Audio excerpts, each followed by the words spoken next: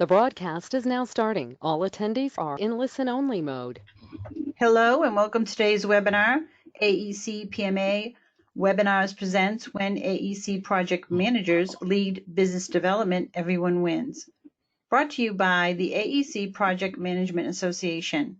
Thank you all for joining us this morning. My name is Kathy Cesari of PSMJ, and I'm thrilled to have with me today's speaker, Chris Martersteck. Chris has trained thousands of project managers in AEC industry best practices as a PSMJ resource consultant, helping project leaders not only achieve individual success, but also helping them to better lead teams and maximize success for their firms and clients. We are thrilled to have him today.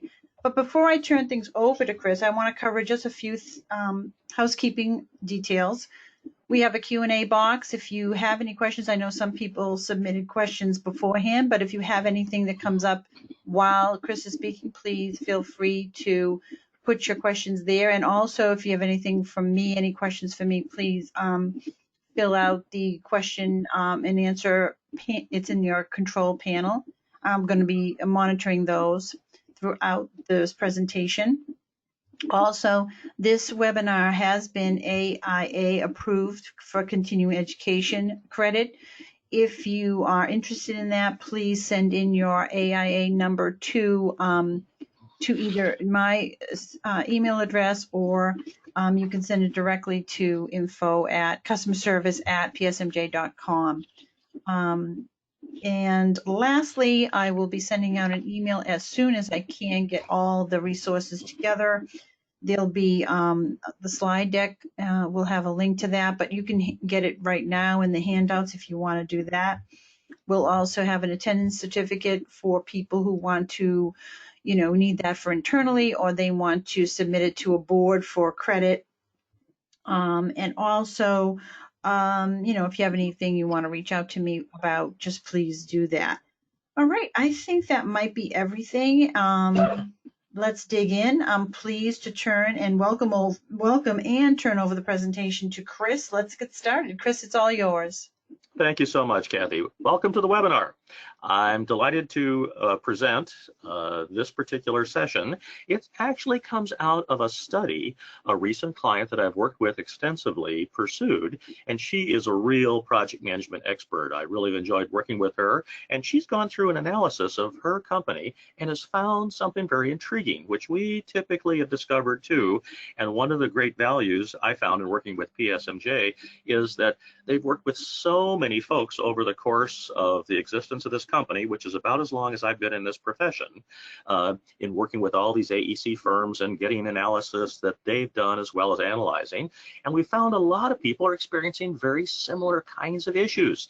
And so she'd identified several really critical issues. One is, especially these days, in business development. And indeed, I'm going to do a series of other webinars on the other topics that she had considered most important. One is, how do we kick off that project and really get the great project plan? That'll be the next one I do. Plus one on quality management and really making sure everybody's doing the right things at the right point in time. And another on closing out the project and doing lessons learned and analysis. So you can look forward to those happening in the near future, about one a month for the next series of months. This one focused on business development. Indeed, we think getting project managers more involved in business development is more critical than ever before. All of these things we'll be talking about. Plus, I really want to express my appreciation for those of you who have sent us questions in advance. Typically, we go through the webinar and then we quote a few questions at the end, but I'm going to try to incorporate the answers to all those questions that you have posed before the session into this webinar. Some of the most important ones, how do we network with clients these days, especially with everybody working remotely? Or how do we change our culture when business development is just funneling work to us as project managers and we don't even see it till we get the project? Well, this one we think is super important, because think about this. How many times have you ever gotten a project from somebody else and you looked at the fee and you looked at the schedule and you thought, who in God's name created these things? There's no way we can do this project with this kind of low fee or this kind of accelerated schedule. Well, That is a really big issue, we think, and one of the most important reasons for you to get more involved in business development and proposal development, so you can protect yourself, so you can justify to the client in the negotiation session, why have you created that kind of fee? Why do you have those hours? Why do you have that work breakdown? Why do you have that kind of schedule? It's really part of your own self-preservation to get more involved. The other reason is because, well, everyone needs to constantly be training their own replacements. I've had people pose a little bit of skepticism to that when I've led project management boot camps, and I have to say I do those all over the country. At least I did until March. And ever since I got involved with PSMJ about 20 years ago, I was with a firm back then. We were like 10 or 12 people, but we grew that firm over the succeeding 6 or 7 years to 450 people, and then merged into a company. Oh my goodness, they were 5,000 people. Couldn't conceive of those people getting bigger than that, but they grew to 100,000 people. I'm sure you know what firm that was. Well, we were casting around in the middle of that experience for training because we realized we needed to train our project managers, and we found PSMJ, brought them on board. And after a number of years of PSMJ PM training, I said to these guys at PSMJ, boy, you know, this is my subject matter expertise. Ever since I got my master's in architecture at the University of Illinois and an MBA at the same time, got out of school and I got into project management very, very quickly. And so as a result, most of my career has been 80% project management, maybe even more than that. I've even taught design build because I lead design build teams. If you want a lot more information on me, or you would like to connect to some of the 10,000 project managers and principals that I have trained over the last 20 years, about 5,000 of them are in my LinkedIn contacts. And if you connect to me, you will connect to those 5,000 other people in this industry. So I encourage you to do that. I've also been a facility manager as a Fortune 50 corporation's facility planning and engineering group manager. And as a client, I will tell you in this webinar, why did I engage certain PMs and not others? In any case, when we brought PSMJ in, after 4 or 5 years of that, I said I could probably do this myself, and I started going and leading PM boot camps every 6 or 8 weeks. But, well, a couple of years ago, I finally became old enough to retire, and I started doing these every week or two until March, of course. And so now I'm doing them online. I'm just about to resume doing them in person. But I've met a lot of folks who've got very similar kinds of issues. Indeed, PSMJ is set up to deal with those issues exclusively to the AEC industry, but we think project management is the real central focus of what PSMJ does, and I'm delighted to be able to lead those seminars. In any case, some of these slides, just a few of them, will come out of our PM Bootcamp. But I've incorporated slides out of our 10-day PM Academy course, plus out of our Seller Doer course, and out of customized courses that we've created for business development for project managers. So let's start by defining terms. I'll go through these things pretty quickly because I'm trying to incorporate a lot of information into this hour. We think, first of all, to define terms, we think business development's the umbrella over marketing and sales. Marketing is what we should be doing a lot more of. It really is pursuit of clients. When you decide to propose, that discriminates pursuit of clients from pursuit of projects. Very different things.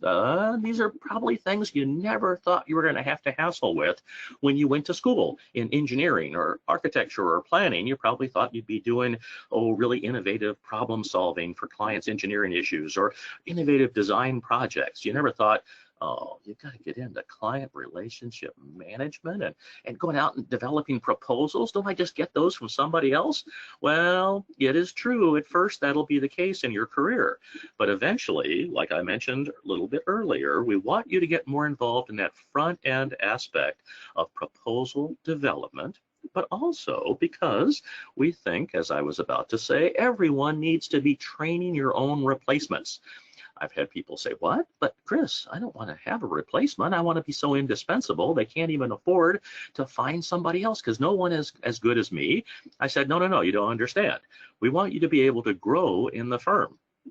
And if there's nobody else around to replace you, to fill that void you leave when you grow, well, I can never let you grow because I can never let you go. As a result, you ought to constantly be training people below you who can backfill into that void that you leave as you grow.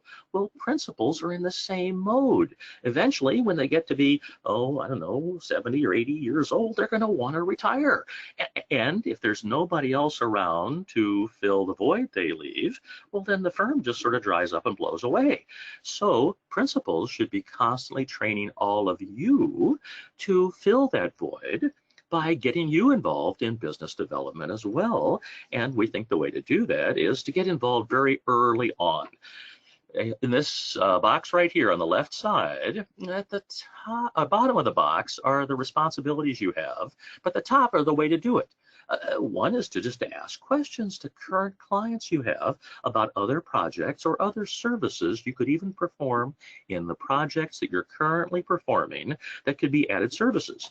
Another is keeping in touch with your past clients. I don't think clients are not going to tell you about future projects. I just don't think typically they're going to do that in a time frame that's beneficial for you. They're going to tell you about it when they need to hear some information from you. Yet it could be super valuable for you to hear about a project before the RFP, the request for proposal, even comes out. I mean, think how valuable that could be.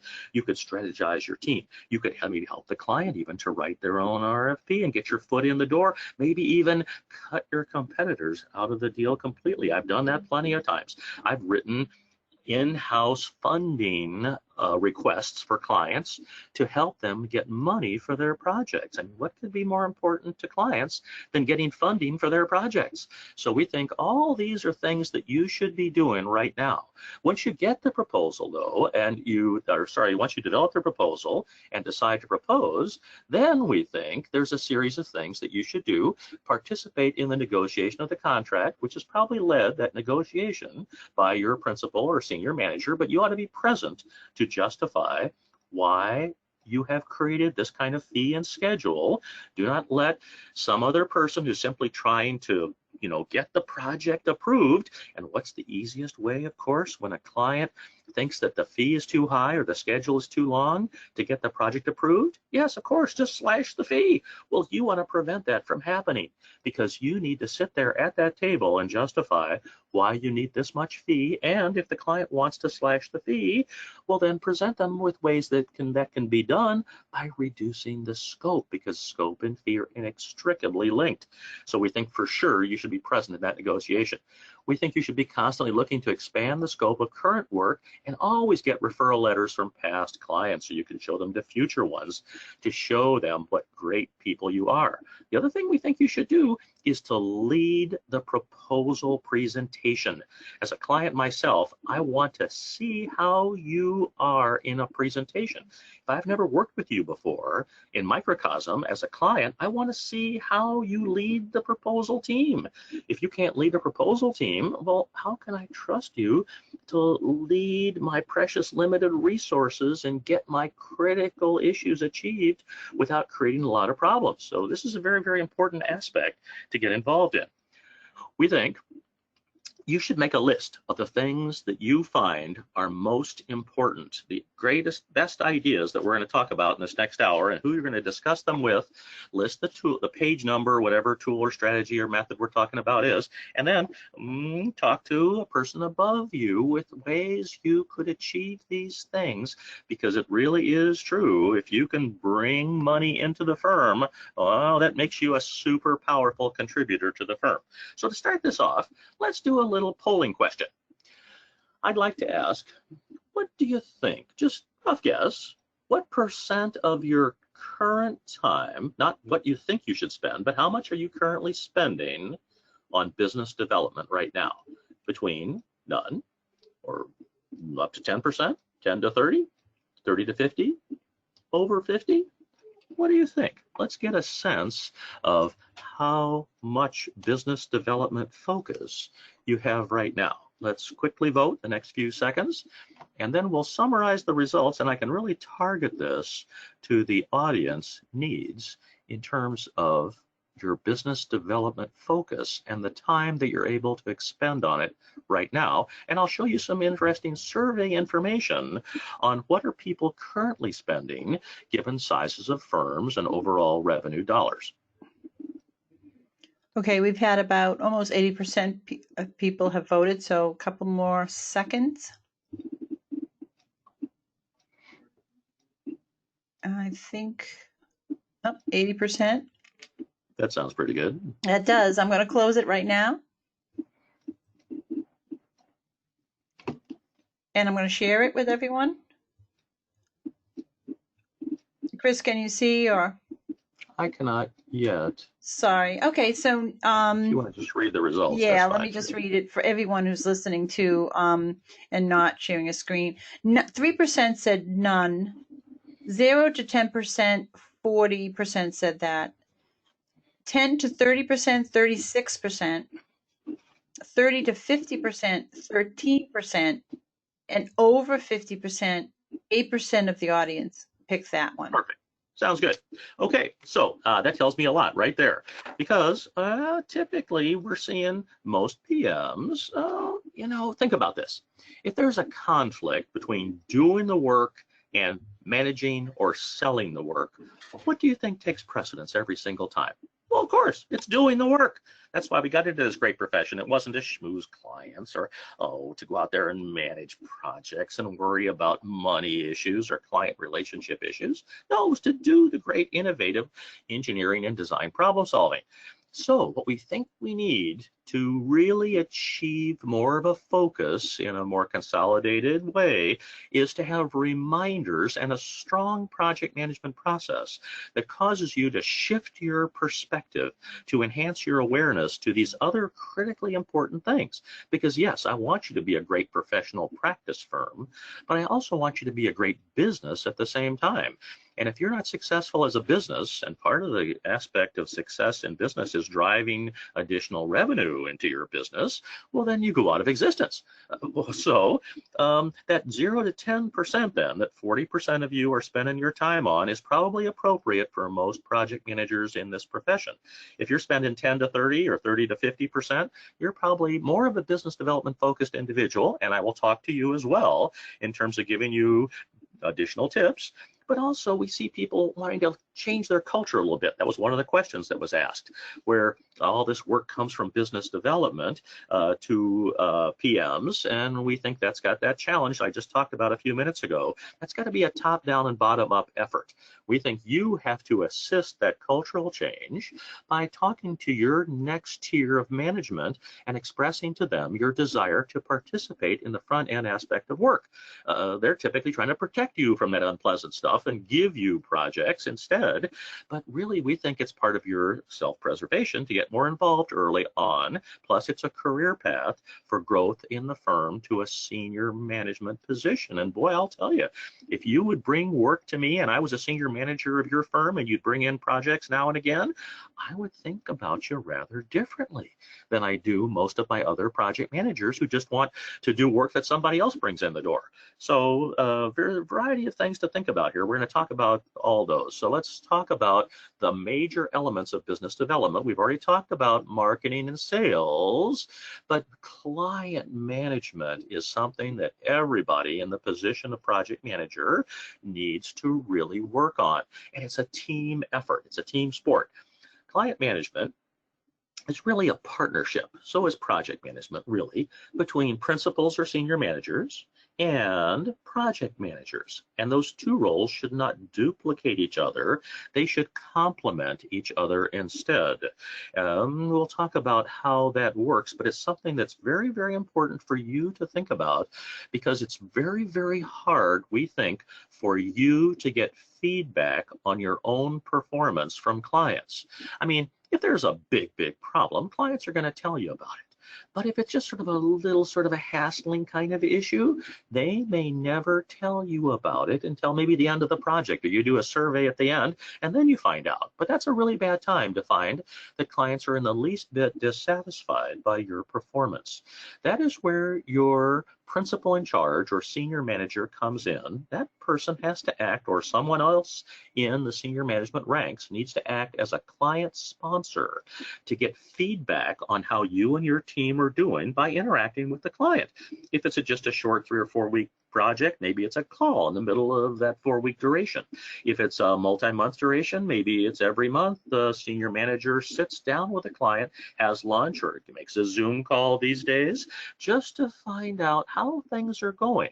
Because we find clients will be much, much more inclined to share bad news with a third party rather than tell you right to your face. And we want you to find out about any ways the clients are in the least bit dissatisfied by what you're doing, so you can take corrective action before the end of the project. By then, at the end of the project, you won't have any resources or time to take corrective action.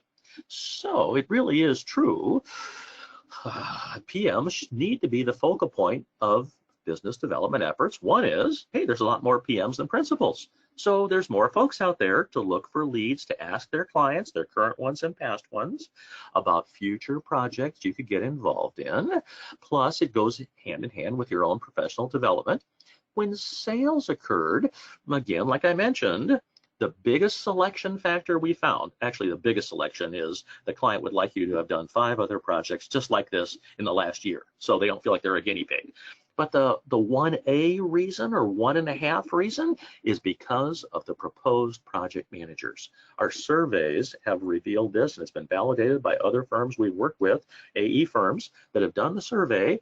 It's the project manager that the smart clients realize they've got to have that trust and faith in. I mean, yes, I know, senior managers, principals, you think you have sold the project because of your relationship with the client, but the smart clients know that day to day, it's the project manager in the trenches they really have to be able to trust.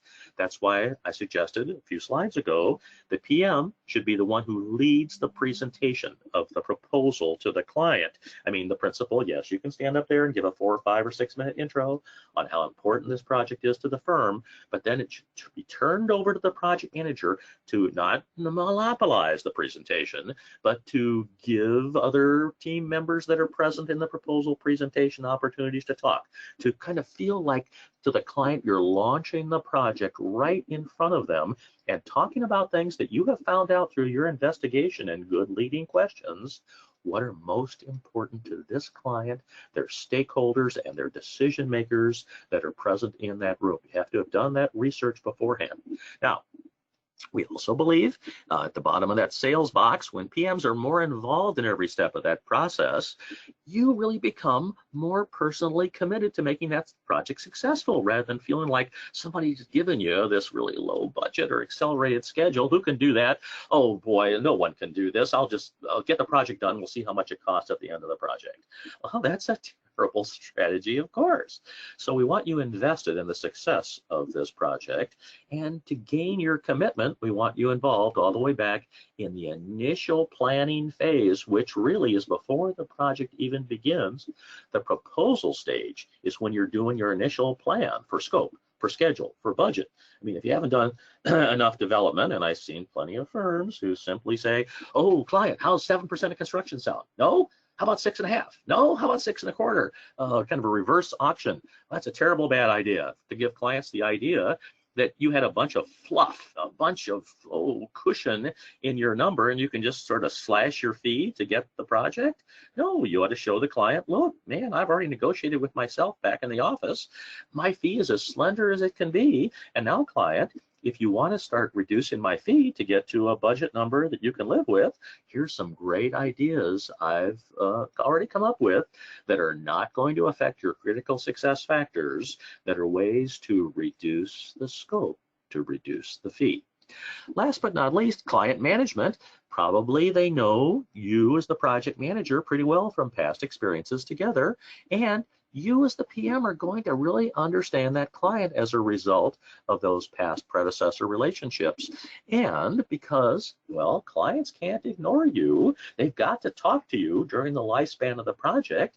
You've got wonderful client relationship development opportunities. Most business development people would kill for those kind of opportunities that you've got, because clients have to respond to your phone calls, your Zoom conferences, your client relationship management efforts, because, well, you've got projects for them. And so you've got projects to do for them. So of course, it forces them to have to do that. It is really true, like Frank Stasiowski says, the founder of PSMJ Resources, power comes to those who bring in work, because if those people don't do that, firm just dries up, blows away. So it's really taking your network of contacts, we'll talk about in a second how to really nurture those into real potential projects. We really don't think it requires a certain type of personality. Yes, it's true. We are not the most extroverted of personalities in this profession. When I started doing these seminars for PSMJ about 20 years ago, I like to talk to a group of about 5 people. That was my sweet spot. But PSMJ sort of showed me how to unleash my passion and enthusiasm for this particular topic of project management, and I got involved, and now I lead seminars for, I've got one coming up in 4 weeks for 40 people in person. I've led seminars for 100-person groups. So it's really practice. And we think if you've got a multi-office firm, whenever you go to another office in your firm, you should give a little brown bag lunch presentation on projects you're working on in your office. What that does is get you in front of a very, hopefully, supportive crowd of people that are already in your firm. Plus, it kind of links different offices together. It tells other offices what you're working on back in your office and lets you enhance and advance your presentation skills at the same time. So we don't think rainmakers are born or made. It's both. Yes, there are some people who are naturally extroverted and want to go out and get fed by all that interaction from other people, but others, very strong technical folks, that's a lot of PMs I know, who really kind of grow into this role by simply articulating that subject matter expertise that they possess. Indeed, what we find is, if you look at project managers in larger firms, they're typically spending more time on business development. There's a very logical reason for that, because, well, there's a lot of big projects those larger firms have to feed the big cash flow machine. So take a look and see how much time you are spending. If you are a PM focused individual, what we typically find is the vast majority of time you're probably doing the work, because most project managers in this industry are manager doers of work. But we'd like you to evolve into a seller manager doer and balance between those 3 different critical aspects for professional development, for connecting to clients better, and for filling the void those principals leave eventually when they choose to retire. So think about where you are right now, and then let's talk a little bit about how that PM and principal in charge work together. We think it's something called the maitre d' concept, where you are the server. You're the person minute to minute, day to day, keeping that client happy, just like that person does when you walk into a restaurant. That person who greets you at the front door is probably not the server. It's someone called the maitre d', or the client sponsor. And, well, they introduce you to the server who serves your needs over the course of the evening, but then about 3/4, 7/8 of the way through the evening, that other person, the maitre d', comes around. Maybe it's the chef, maybe it's the owner, maybe it's the, the manager of the establishment, to see how your dining experience has been. And here's your opportunity to tell that person how your experience has been. This has happened to me dozens of times. I'm pretty hypersensitive to it. And maybe I don't want to hassle and tell the waiter or waitress about something that I was dissatisfied with, but a third party, I'll be much more willing to express any dissatisfaction. And that's when that person has said to me, oh, Chris, you're dissatisfied with this particular item? Look, we're going to take that off your bill right now. Plus, to really try to mend this bridge, free desserts for the whole table. Well, no, I don't want you to give free desserts to your clients all the time. That'd be kind of expensive, but I do want you to know When your client is in the least bit dissatisfied by what you and your team are doing as far before the end of the project as possible, so you can get back on track, so you can really achieve that 5 of 5 level of client satisfaction. And that client sponsor needs to perform that function. I know principals and senior managers know the importance of this role, but I also know they are super busy people in their own right. They're doing so many other things. Principals in charge are doing strategic planning. They're doing quality management. They're doing design overview. They're trying to go out and nurture new client relationships. They're trying to find new people to hire. And so they may just say, I'm going to try to get around to calling that client. I just haven't had a chance. Well, that's where you need to manage up. If you are a PM in this kind of role and you don't feel like your client sponsor, principal in charge, senior manager is interacting enough with your client to get their feedback, we think you should manage up. All of you should be managing up to the person above you, people above you, the senior managers, to your clients, to keep them all accountable and performing the things that you know they should be doing to help make you more successful. That is one of the most important roles senior managers have, is to help make PMs more successful. We'll talk much more about that in my next few webinars, in fact. Well, in any case, you should mention that. Just tell your senior manager, nobody's really talked to my client recently to find out how they're feeling about what we're doing. Oh, senior manager, would you mind just calling my client and talking to him for a few minutes? No, that senior manager is going to want to get up to speed totally on the project. So if a client asks even a detailed question, they can say they know what's going on. But we've all got to understand we don't all need to know everything that's going on in our project. In fact, one of the most important things that you can say to a client is no, or I don't know, but you've got to follow it up really quickly with, I will find out, or here's what I can offer you, or here's what that will cost for additional services. That's all very important. In fact, one of the more important questions that was asked before the seminar was, what are the most important things to say no to in business development efforts? Well, we think you ought to have a go, no-go analysis. PSMJ's got a 3-page go, no-go analysis. And if the number is too low, if the score is too low, well, then you shouldn't go after those projects. We typically say, if you don't find out about a request for proposal before it comes out the door to the general public, it's too late, because somebody else has probably already gotten their foot in the door, and they've maybe even helped the client write that RFP in a way that's preferential for them, or they've already created a team, they've already scarfed up the good team partners that now you can't get. Well, I am sorry, this is why you ought to be constantly asking your client, are there other ways that we can help you? Are there other aspects of this project that we could assist you with? Many times in a multidiscipline firm, clients don't even know you've got other disciplines or specialized areas of expertise that you could help them with because nobody's ever told them. So you need to be that point of contact to explain all the great ways you could help the client. And then by expanding services, you drive additional revenue into your firm. Oh, goodness, I've led 40 design build projects in my career, not just as an architect, but as a construction manager too. Only 2 of those projects started as design build. Every other one started out as a due diligence exercise or a design project. We got into a great relationship of personal trust with the client. That indeed is your stock and trade as a project manager, and we started offering additional services. We said, hey, we're architects, but we're also got MEP disciplines in-house. Clients go, oh, that's really great, Chris.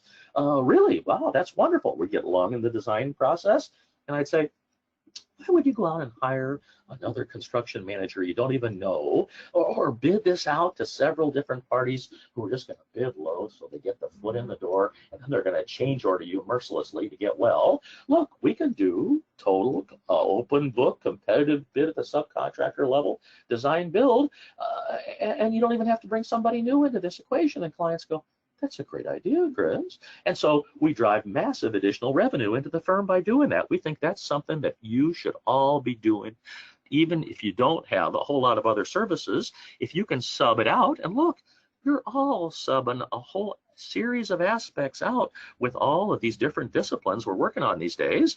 If you can do that, you become more of a single source of responsibility for the client, and clients love that. Myself, as a client, when I was a client, man, I couldn't spend enough time on all my different projects. I needed a PM that I could really trust to be that consolidated source of all these different services, and I was willing to pay more for that. You are worth more to me if you can be my agent and advocate in that kind of capacity. So think about what kind of things you can do in that way. We got to overcome the major change barriers. One is, oh, we don't really see it. You got to see that need to change yourself and to show it to others too. Maybe, no, you know, we're so trapped by old ways of doing things or old perspectives, and yet we've got to shift our perspective.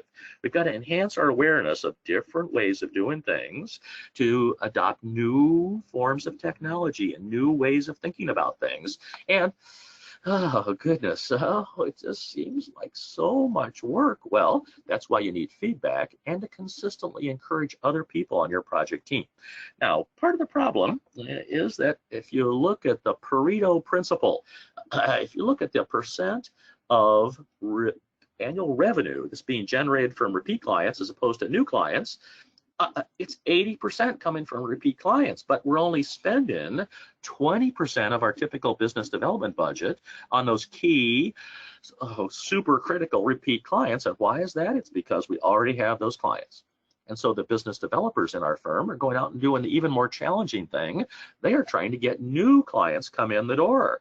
Well, what that means is a couple of very important things. One is, you as PMs need to be marketing and doing business development with your key strategically critical repeat clients. You need to have a plan in place and work in concert and in partnership with those business developers. I'll show you some important ways to network and to connect to those people. The other thing to think about is your competitors are the ones that are spending 80% of their business development budget to get your key clients. So we have to really build a moat around our clients. Like Warren Buffett said, I want that so untouchable that people can't even get to my clients because they are so overwhelmingly satisfied by what we are doing for them. And we take all their projects. I know those little ones are really problem-laden kind of projects. They're so small, but you've got to take those on as well. So take care of your good clients. It costs radically more to get money from a new client because of all these different things in the lower right-hand corner of the slide, as opposed to an existing client. You really want more of the wallet share of your clients. The current share of your business, you want some of your competitors' share by offering easier, more accessible services, and ones that you don't perform currently but could. Having a master services agreement, something like that, is really critically important. Well, we've gone back and surveyed hosts of clients and really availed ourselves of surveys that AE firms that we've worked with have done. And these are the big ones. Oh, but down here at the bottom, this is a really critical one. Clients just think, you know, this was just kind of a disappointing experience. This is very critical. There's a great book on this topic. Oh, goodness, it's got to be 7, 8 years old, called The Experience Economy.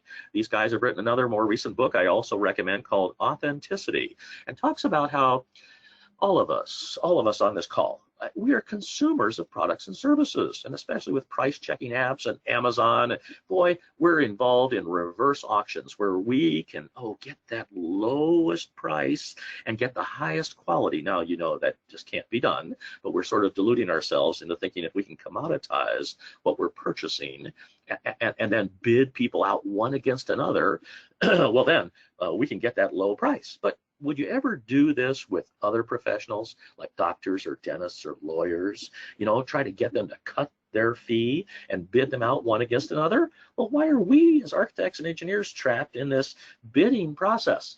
Part of it is because there's a series of reasons for this. When we lost those rate schedules back 20 or 30 years ago, when the Department of Justice accused us of inappropriate monopolistic business practices, that was a terrible thing for us. But also, we're highly affiliated with the bidding of the construction process, and we let it happen to ourselves. So we think we've got to portray this great process that all of you are involved in as a great transformational, educational, empowering process for the client, to make them really engaged in what we're doing and make them so enthusiastic about what we're doing as project leaders that they just don't even think of somebody else. They just come back to you every single time. What we really think is that the combination of leadership and management, these things are critical, but if you do all those things, all you do is make it to my short list of firms I'm willing to bid out one against another. You've got to also do the leadership issues. The soft skills are more important than ever before. And so really responding to clients' issues, that trust relationship is essential. Really knowing the client and becoming their agent and advocate are critically important aspects. We found out why customers defect. It is not for price reasons. It is just simply because once the big wallet full of client money is empty, we just simply stop calling them. Well, we think you've got to resuscitate that client relationship. Visit with them, hey, virtually, if not in person. Talk about what are they involved in. We think you should have some kind of methodology to remind yourself to call those old clients. I'm going to offer that to you in just a couple of slides, and see what kind of things they're involved in. Ask them great leading questions.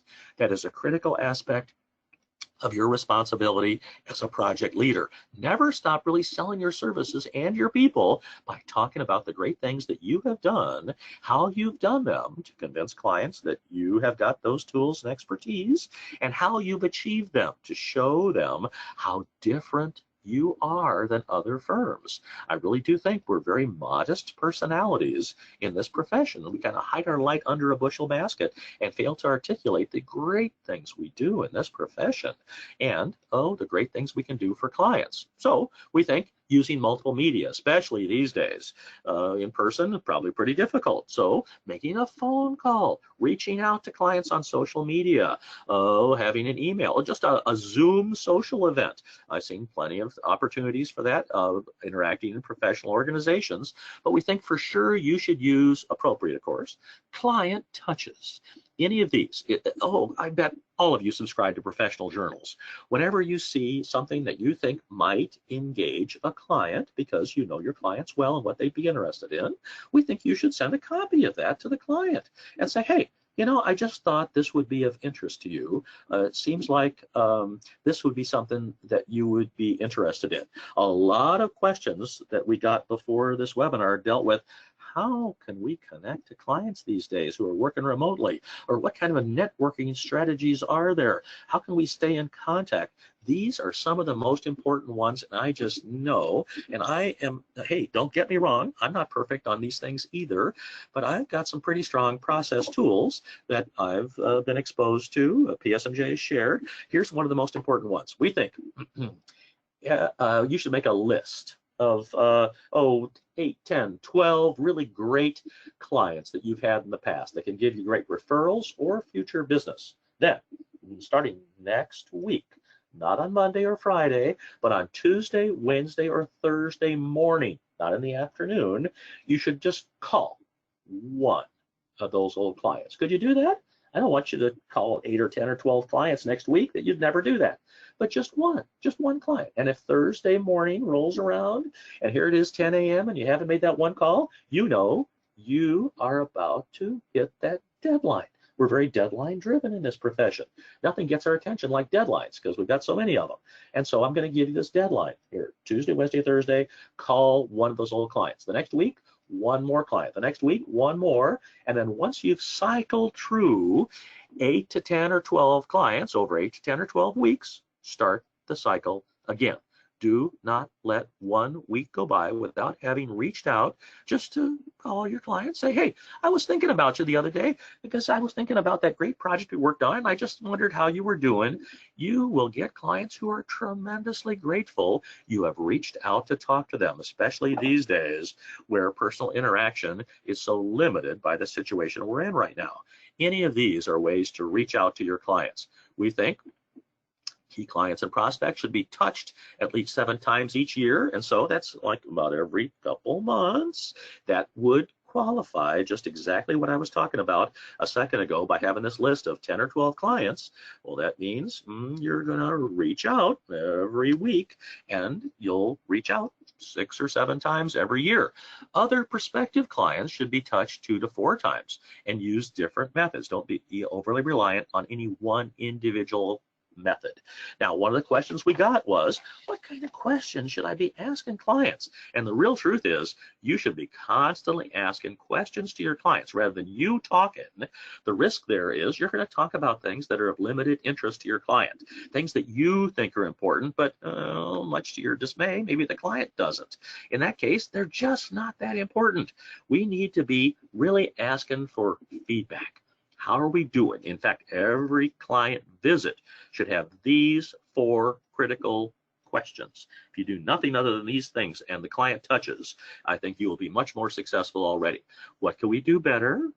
Has anything changed that we can help you with? And this is a really critical one. Would you be willing to introduce us to others who may need our services? If you are so lucky as to have a resuscitation of the in-person contact happening, and I sure hope that happens soon. I don't think it will, but certainly when we get in-person contact again, if you're going to a client's office for a meeting, we think you should ask for a tour of their office and get introduced to other people who could potentially procure your services. Maybe you ask the client, hey, you know, we're having a little presentation, not a sales presentation, but something that could be of interest to the client, some technical or process-oriented kind of thing that client would be interested in, and tell your client, look, we'd like to have a little Zoom presentation to your organization client on something we think, would you like something like this? And would you introduce or would you invite other people in your client organization to this? And then even via Zoom, you meet other people that could procure your services. Really critically important stuff.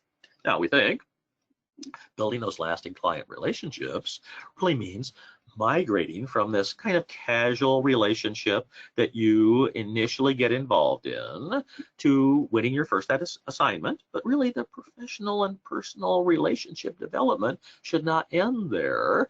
Really, we want to grow those people into our friends. Part of that is it's much more fun to do work with my friends.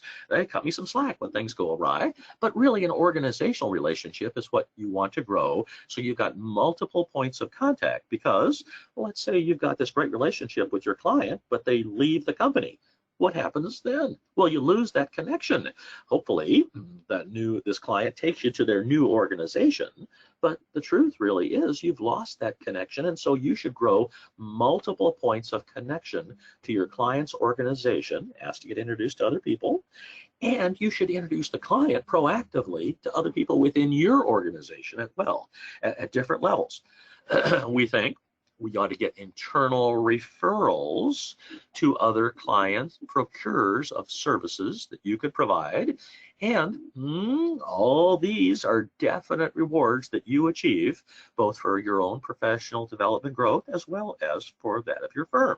Now, I have to say, you know, we tend to be a little introverted as personalities in the profession. So we think here's a series of questions. Now, I don't want to go through an interrogation with my clients or make them sit through an inquisition, but these are things we think you would eventually know about your clients just through asking them questions, you know, through casual conversations, in Zoom calls that are one-on-one, and hopefully we regain the opportunity to have meals with our clients. But this is not even a terribly complete list. In fact, if you want 66 questions that we think you might know about your clients, Google the McKay 66, and you will see this guy Harvey McKay, kind of an acknowledged guru of client relationships, has created a list of a host of things. Now, I have to admit, I'm a little got too much information at this point in time with all the clients. I've got 7,000 or 8,000 contacts in my Outlook directory, but I use Outlook as a way to take notes and have information on all the different tabs of Outlook. So I've got a lot of personal data about all my clients. So if a client calls me, and even if I'm embarrassed to say, I don't call my clients as frequently as I should, if they haven't talked to me in 6 or 8 months, I can click on that tab while we're talking and remember critical aspects, their significant others, what they're involved in, what they're really focused on to kind of jog my memory. So try something like that for sure. We think scope creep is a wonderful marketing opportunity. All these different things are benefits, but you've got to be the one to see when there are additional services that you could offer. And if you suggest a change, but the client has no money, how about offering trade-offs? Other things that you could deduct from the scope that would offset the cost of this additional service the client would ask you to perform. That way they get the benefit of this. None of those things should be critical success factors, of course, but we think you ought to differentiate between non-quality clients versus quality clients. Make sure we hang on to those people. They are essential. And the strategic clients. Sometimes those non-quality clients, oh goodness, they're just gross revenue coming into the office. That is not the same thing as net revenue. So we think you've got to convert those non-quality clients. Some of my developer clients who think I ought to lose money to be convinced I'm giving them a good enough deal, or pay me like in 120 or 160 days, I would call those non-quality clients. So when I run into people like that before, we said, look, we can't afford to just keep chasing you to get paid. How about you give us a retainer or a down payment or a mobilization fee to start work, maybe 20, 50, 100,000 bucks. We'll draw down on that money. And then when we get near the end, we'll bill you again before we do more work. Now, of course, that drives my developer clients crazy because they'd like to use OPM, other people's money. But what we find is that really converts some of the aspects that have made them non-quality clients, like poor payers or delayed payers, into much more of a quality client. So think about what makes your non-quality clients non-quality, and what kind of things could you do to bootstrap them up to become a quality client? And if you can't, well, you should think about not taking their work anymore. I know that's a hard one these days, especially, but you've got to create quality and then strategic clients that are really critical for your success. Now, we've got to network. We've got to understand our clients better and realize every client is different. I mean, when I was a client myself, I was different on every project because I had a different set of stakeholders. I had different fears or risks were present on different projects. And so you needed to know me well and what I was most concerned about. I'm not like your other clients. Besides which, what's particular to this project that is different than other projects? And then tell stories. Stories are really critically important. Stories are what helps people to remember what you have said. Even if you don't remember a lot of the things I've talked about, I bet you'll remember some of the stories I've told. That makes it much more memorable. And so telling stories that are relevant about your firm on how they've dealt with issues that your client is facing are critically important aspects to really cement that client relationship. So when you're doing networking, it's an ongoing business function. It's got to be a plan. Like projects where we're too anxious and eager to get started, we just dispense with the planning process. We think planning is critically important for projects, but, well, networking is really a project all in of itself.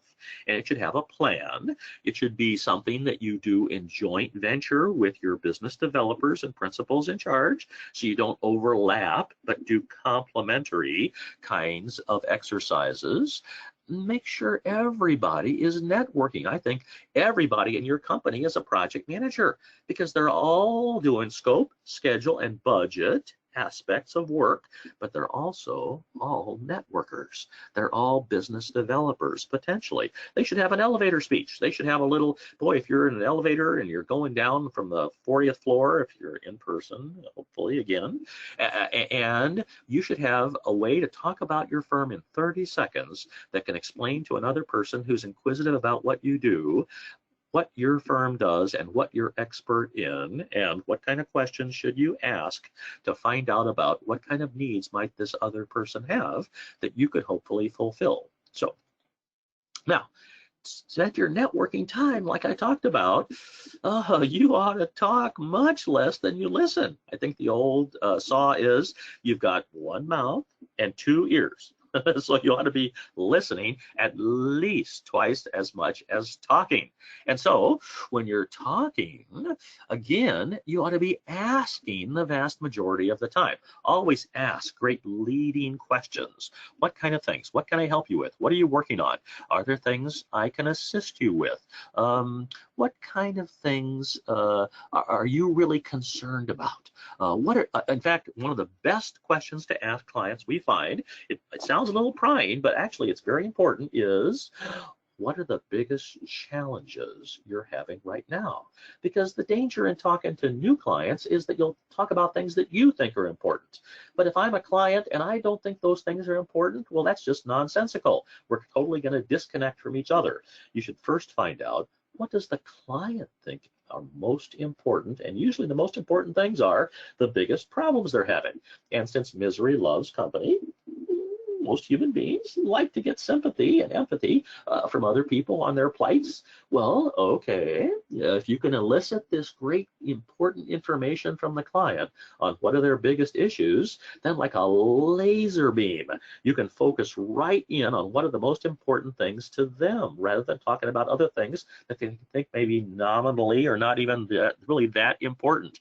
So make sure that your listening is really focused. Rehearse, think about what kind of things are you going to ask about, but also pay attention to anything else, and then record information. I bet many of you have some kind of a client relationship management database. It could just be an Excel spreadsheet. It doesn't have to be, a Deltek CRM database or Salesforce or Cosential. Those are all really good systems, but they're only as good as the information that goes into them. It's garbage in, garbage out. And so if you don't record information that you got from your visit, those systems just sort of collapse. So we think whenever you go to a client or talk to them about some kind of future project or business development opportunity, you should record a couple bullets in your CRM, client relationship management database, so that you can track and monitor what's going on, and so that you have good reminders to be able to focus on that. So here's a couple of one last polling question. What kind of things keep you from networking effectively right now? Select all of those that apply, because we're thinking for sure we are all afflicted by these different kinds of things, and so we've really got to upgrade our skill set. We're constantly learning new things, and I'd like you to really expand the area of expertise, not to break through it. I don't want to cause you to do things that are so radically different than your perspective on life or your skill set that you never do them. I'd like to just sort of increase your capability set to build on the skill sets you have. If you're technically expert and don't like to talk to other people very much, well, okay, let's look at some of those questions that I've talked about, to use those as bridges to connect to those clients better than technical issues. That's why they're hiring you. They want your great technical expertise. So we need to give you the bridge that connects your great font of technical expertise to those clients who need that. And if we don't get that bridge, we don't ever make the connection. So let's give you another couple seconds to vote, and then we'll talk a little bit about the implications of that. Kathy, how are we doing? Yeah, we're almost done. I'm going to close it in a couple of seconds. So get your responses in. Okay, let me close it. And then I'll share with everyone. Lack of confidence, 39%. Inadequate opportunities, 53%. Inadequate motivation, 29%. Inability to start or end a conversation, 37%. Okay, so let's see. Naturally inadequate motivation is kind of a low number, because if you're attending this webinar, you're probably motivated. The next couple, inability to start and end conversations, we think again, don't start talking about yourself.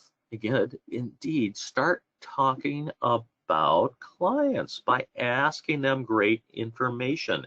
Know your opener and your objective before each conversation, and ending conversations gracefully. I mean, I think this is one of the biggest challenges of all. I just being on a conference call. It's just like no one seems to want to leave the Zoom or the Microsoft Teams call first. I think you have to say, and I was on one yesterday, I said, well, you know, that's about all that I've got. Let me summarize what we talked about, and if anything, nobody else has anything else, then we can all go our separate ways. But be the person who other people think, boy, that was a great summary that project leader gave. Those are the critical things that we need to work on, not the person you know, just drags that conversation on. Lack of confidence, we think, is just starting with people you already know and you're comfortable with. This is very, very important. Maybe just do it in-house at first to gain expertise on this. But inadequate opportunities was got the biggest vote, and that's where we think you have to be proactive. We don't think you can wait for these opportunities just to come to you, because they will not. But if you can be seen as someone who really isn't just concerned, and we all need to be concerned about getting the great work done, but you're also concerned about procuring the great work to do, people will think about you very differently than they do typical project leaders. That is a principal level responsibility that thinks about new work coming in the door and doing client relationship development. And so having that personal networking plan, we think actually writing these things down is critically important, because if you do not, I am afraid that it will just be given short shrift. You'll do it when you have time. And usually the things that you do when you have time, you never get to. Do any of you get to the priority Bs these days? No, we're pretty consumed by the priority A's. So we need to make this into a priority A for sure. So at root though, relationship building is still pretty old school. Electronic communication, yes, it's just between face-to-face time. And these days, face-to-face means a video conference call. Remember, 80% of communication is nonverbal. It's tone of voice, it's facial expression, it's body language. And, well, video conferencing helps to communicate that. It's not perfect, but it's certainly better than simply email. Email is just not a good way for relationship building. I know, we're all facile with email these days, or Slack, or different kinds of virtual communication, but we think getting people onto a video conference when you're in a meeting, warn people before the meeting. We'd like you to make this into a video conference so we can communicate better. That way people are prepared. You know, they're dressed from at least the waist up to participate in a video conference, and that will assist networking efforts for sure. So we think, like I said, you should have reminders. And here's a sampling of personal business development goals that we think could benefit you and could help you to become some of these most powerful and well-rewarded people in the profession. That is the business developers. Let's see, I think as I go through all these questions, we've tried to cover every single one. But if I haven't covered all your questions, please feel free to email me any questions that you have about the content, or other questions, or ones that you feel like I did not respond to in adequate detail, and I'll be happy to either email you back an answer, or if it demands a more extensive answer, I'll be happy to get onto a call with you. So last but not least, I'll let Kathy talk a little bit about the AEC Project Management Association. Kathy, it's all yours. Thank you, Chris. I just want to remind everybody on the call, if you are an AECPMA member, thank you. And if you would think about renewing, please give us a call if you want the charter price. We can offer that, but we have to do it over the phone, unfortunately. And if you aren't a member, please think about joining us. We have about 300 members now. We have monthly trainings, and we have we have a discussion forum that's pretty busy. So if everyone would think about joining us, that would be great. So thank you all for attending. It's been a pleasure, and I look forward to seeing you, or interacting at least this one way. But feed your good questions. These were great series of questions that people asked in advance. That really helps me to funnel and to target the presentation appropriately. Thank you all for attending. Thank you, everybody. And it's a reminder, I will be sending out an email as soon as possible, as soon as I get all the resources together. And thank you, Chris. Anything else you want to add before we sign off? Remember, business development is just as much part of your responsibility as leading projects, but you've got to have the good process tools to be able to do this. And one of the most important ones to create focus is reminders and having a plan. Thank you all. Everyone. Thanks for listening today. Good afternoon. Bye-bye. Bye.